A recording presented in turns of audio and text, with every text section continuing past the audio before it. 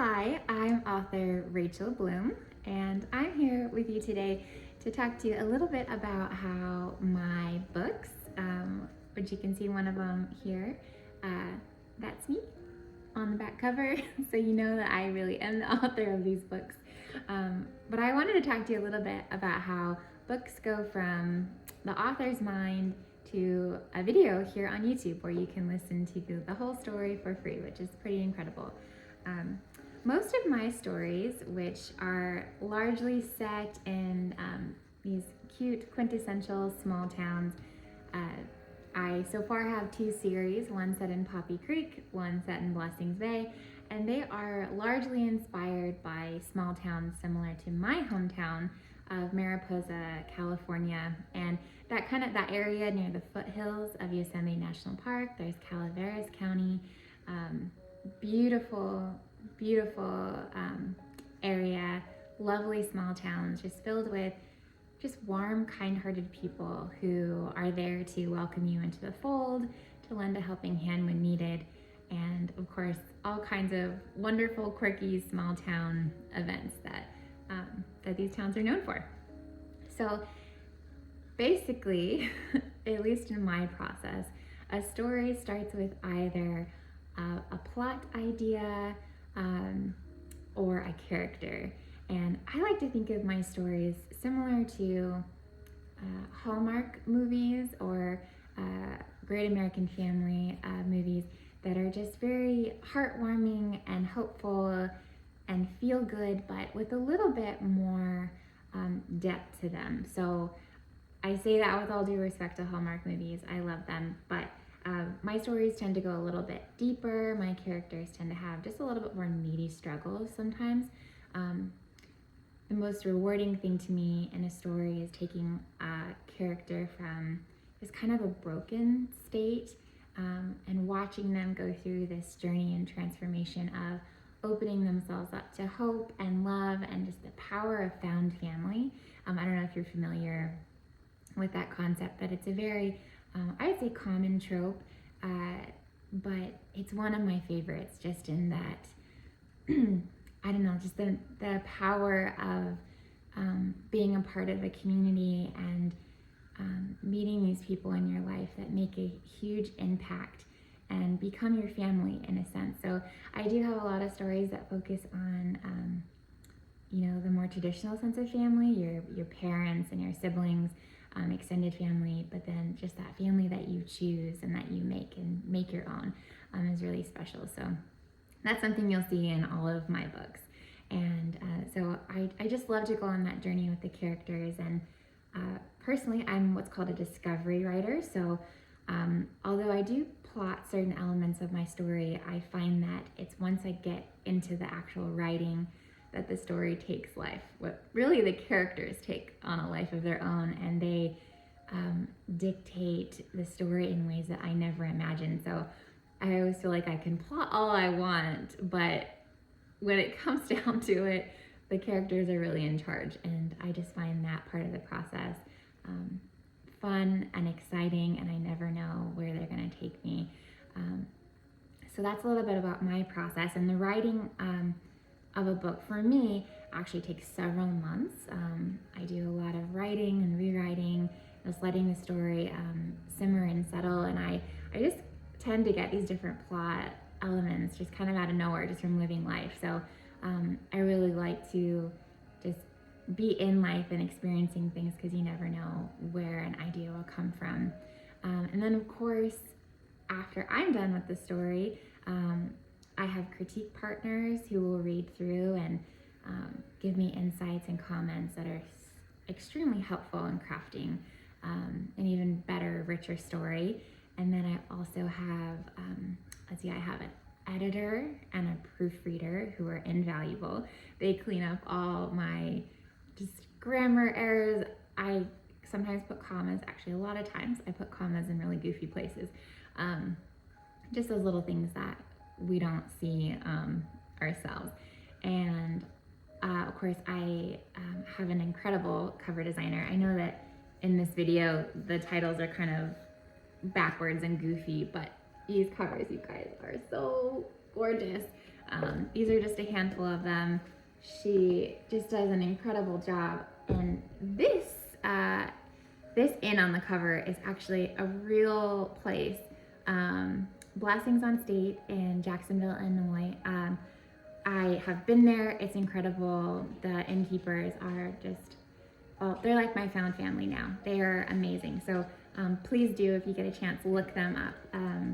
It's amazing. And another part of the process that's interesting, and how I talked about, you kind of get ideas from just the most unlikely places sometimes. I started a series, my Blessings Bay series, off of interacting with a reader who sent me an article on her bed and breakfast for some research I was doing for a completely different book. And her story was so incredible. I just couldn't stop thinking about it, and it inspired this Christmas story, Blessings on State Street, which started as a standalone story and just grew into the series I'm working on now, which has 3 books out in it now, and I'm working on the next, and it's incredible, and it's so exciting, and that is just what's truly wonderful about books, about writing. It's such a collaboration in the beginning stages when an author is writing the story, but also in the final stages when the book is in your hand, or in this case, you're listening to it and the story takes on this new life, and you actually infuse things into the story from your own life experiences that, as an author, I can't even foresee. I could never imagine what the story is in your mind. So I just think that's incredible. But anyway, sorry, we're off on a tangent now. So there's the cover, there's the editing.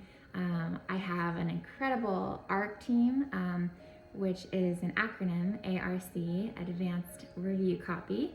So these readers on this team get my book in advance of release, and they read it and they catch all those last little typos, and then they leave reviews on the book on publication day, so that new readers who are looking for their next read can just look at the reviews and say, is this a book that I'm looking for, that I would enjoy? So another key part of the process.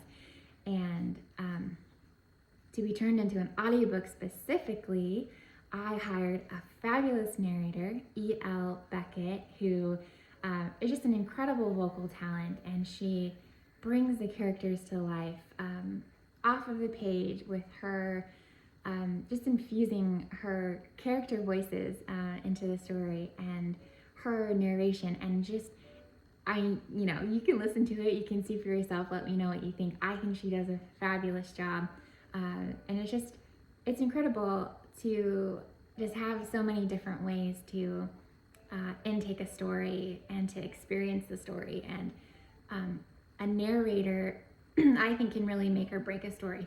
So I'm just so, excuse me, I don't know what's in my throat, but I'm just so lucky to have found her, and that she has brought these stories to life for me and for you.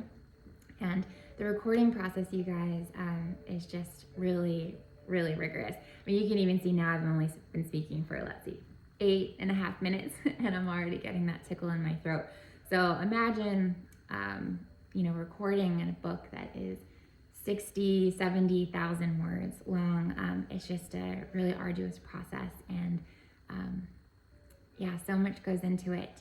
And I'm so grateful for her, and that she brings the stories to life. And then after I get the recorded files back from her, which of course I shouldn't skip the step, that it also goes through proofing, and she has her own team of proof listeners, proofreaders, who check for mistakes or errors in recording. And then I also have my own team who are amazing. Actually, my mother-in-law and my aunt-in-law, I guess you would say, are the two primary ones who work on the proofreading for me, and they do an incredible job. And a lot of times they actually go line by line, reading the book and listening to make sure that everything matches up with the text, in addition to correct pronunciation and things like that. So just an invaluable help to me. And then of course there's also the technical team who work on just the sound quality. Oops, sorry, I live near a small airport. You could probably hear the airplane going over. If I had a team like E.L. Beckett had, then they would take all of this outside noise out, and it wouldn't be, it wouldn't be bothering us in the video. So sorry, I don't have a team like that. So we're just gonna have to power on through that. So, so she has an incredible team who cleans up all the audio and just makes it really crisp and professional quality. And then after that, I have a software, and my sister helps me with this, where we can upload all audio and match it to a video. We can add music and the intro and outro. I can add many of my videos for the audiobooks. I have added like a special introduction that I have read myself, and then also at the end, I've talked a little bit about the different stories and what went into making them. Particularly one comes to mind on the audiobook for Whisper and Wind. Specifically for YouTube, I share how that story was completely unplanned, and it was a character from a previous book who was a side character, a sibling actually, who she just had such a big personality and she demanded her own story. So she got one. So anyway, I share behind the scenes tidbits like that, specifically for viewers on YouTube. And yeah, I really enjoy doing that. YouTube is a great medium for not only sharing the stories in audiobook form, but for also just having the freedom to make videos like this, adding things that are a little bit more personal. So I hope you enjoy that.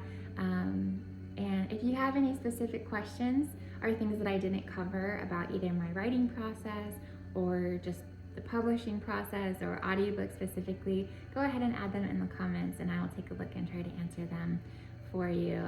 You can find me on, a couple different social media sites. I'm not on all of them, but I am on Instagram and Facebook. I share more behind the scenes on there. And of course, I have a newsletter that I send fairly regularly with just book news and family life. I have a little part dedicated to my book-loving daughter, Violet, who's 2.5 now. I can't believe it, but that's always fun to share my love of reading with her.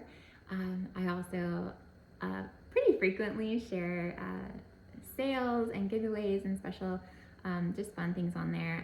You can find my website at www.rachelbloom.com, and I would love to chat more with you, and I hope you're enjoying the audiobooks on YouTube, and I have more coming. I know you guys have been waiting for the rest of the Poppy Creek series, so I've been working on that. So I have lots of fun stuff planned, and I hope you will like and follow and stay tuned, and I will talk to you again soon. Bye.